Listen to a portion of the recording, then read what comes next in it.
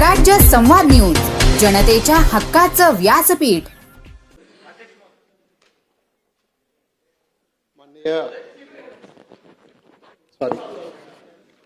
माननीय मुख्यमंत्री महोदय, ज्या प्रश्नाचा उल्लेख जयंतराव पाटलांनी केला, असे आपण सोलरवर शेतकऱ्यांना दिवसा वीज देण्याच्या संदर्भामध्ये आपली सरकारची योजना निश्चित स्तुत्य अशी आहे की ज्याच्यातून दिवसा शेतकऱ्यांना कमीत कमी 10 तास विजेचा पुरवठा होईल।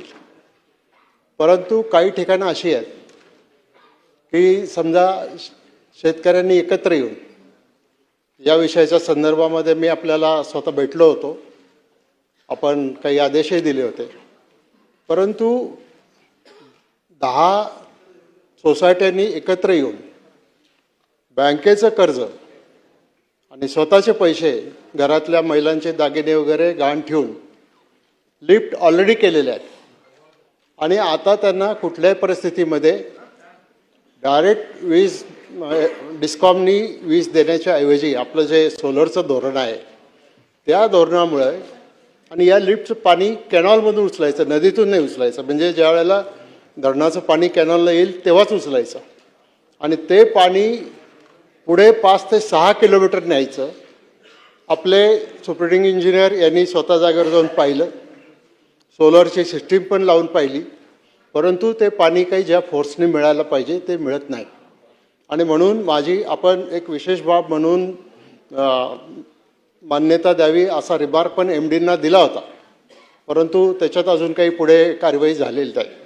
तर माझी आपल्याला अशी विनंती आहे की जे शेतकरी, समजा माझ्या तालुक्यातलं मतदारसंघातलं धामणी एक गाव आहे, त्या गावामध्ये या सगळ्या शेतकऱ्यांनी अशा प्रकारच्या लिफ्ट केल्यात, बँकेचं व्याज चालू आहे, दुष्काळी पट्टा आहे, उत्पन्नाचं काही साधन नाही आणि त्यांच्यासमोर एकच पर्याय असा आहे की थेट वीज त्या ठिकाणी मिळाली पाहिजे। सोलरमुळं तिथं यश मिळणार नाही। तर आपण ज्याचा उल्लेख केला अशा काही जर योजना असतील तर त्यांना नक्की विशेष बाब म्हणून मान्यता देण्यात येईल। तर मला असं वाटतं की आपण राज्यात तर हा निर्णय घ्याच, कारण खाली काय होतं आहे, आपली सोलर पॉलिसी असल्यामुळं थेट कनेक्शन द्यायला खालचे अधिकारी घाबरतात, ते म्हणतात आम्ही सस्पेंड होऊ, AC आले नाही, आता राज्याची पॉलिसी, आता हेच करायला पाहिजे, एवढी गुंतवणूक करून पडलेली आहे आणि अशा गुंतवणुकीमध्ये मार्ग काढून त्या शेतकऱ्यांना आपण जर रिलीफ नाही दिला तर ते उद्या काहीतरी जीवाचं कमी जास्त करतील। त्यामुळं माझी आपल्याला विनंती आहे की अशा केसेसमध्ये आपण स्पेशल केस म्हणून किंवा एक वेगळं धोरण घेऊन, कारण आता कॅनलला पाणी आहे, आपलं जेव्हा कनेक्शन मिळेल तेव्हा कॅनलचं पाणी संपलेलं असेल, तोपर्यंत त्यांची सगळी पिकं जळून गेलेली असतील।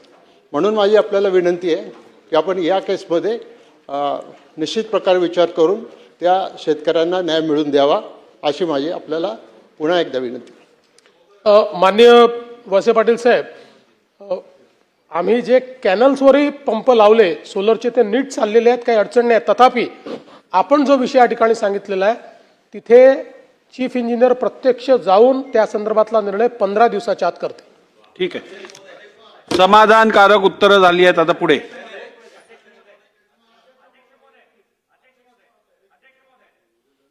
नाही, चीफ इंजिनियर जागेवर जातील, पाहतील, निर्णय करतील।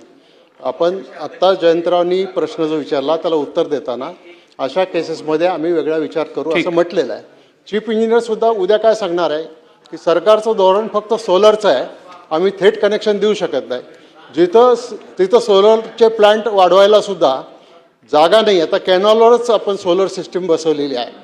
त्यामुळं अशा केसेसमध्ये आपण कुठल्याही परिस्थितीमध्ये त्या चीफ इंजिनियर अवलंबून राहण्यापेक्षा अशा प्रकारच्या सूचना आपण जर MDंना दिल्या किंवा खाली दिल्या तर त्याच्यातून मार्ग निघेल, नाहीतर मग मार्ग निघणार नाही। आपण आपल्याला तशी विनंती आहे। मी आपल्याला म्हणजे वळसे पाटील साहेब, आपण तर माझ्यापेक्षा जास्त सिनियर आहात आणि सरकार कसं चालतं आपण जवळून बघितलंय, त्यामुळे सूचना दिल्या आणि अपवाद केला की रोज आमदार येऊन माझ्या डोक्यावर बसणार, तिथे केलं आणि इथे का नाही। त्यामुळे अपवाद करायचा असेल तर त्याच्याकरता काही ना काही ती सिच्युएशन असेच झाली पाहिजे। वरिष्ठ अधिकाऱ्यांनी हा अपवाद करणं आवश्यक आहे अशा पद्धतीनं रिपोर्ट दिला पाहिजे. त्यामुळे पॉलिसीच्या बाहेर जायचं आहे म्हणूनच चीफ इंजिनियरला त्या ठिकाणी आम्ही पाठवतो. चीफ इंजिनियर जाऊन तिथे पॉलिसीच्या बाहेर जाण्यासारखी परिस्थिती इथे आहे असं सर्टिफाय करतील आणि त्यानंतर त्या संदर्भातला निर्णय आम्ही करू. पुढचा प्रश्न 1 मिनिट.